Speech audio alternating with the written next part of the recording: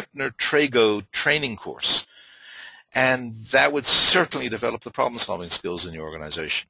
But very, very few people have that type of resources to draw upon.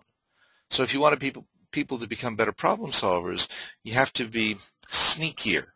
Because you don't have the money, you have to be sneakier. Well, let's start looking at some of the areas of management.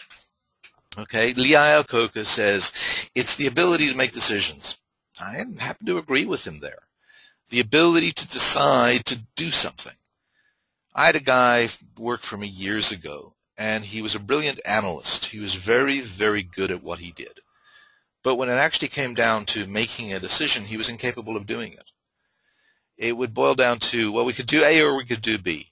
And my response is, well, that's great. Now, which one should you do? I mean, which one are you suggesting? Which one are you advising me? Well, you could do A or you could do B. And he was never able to zero in on one and say, well, we should do this for the following reasons. And to me, that was an indication that he would never be a good manager. Now, he could be a good manager if he learned the lesson. And I think he did learn the lesson, because I ended up firing him. I'm not laughing at it. It's ironic now. And years later, he contacted me and he says that was the absolute best thing that ever happened in my career.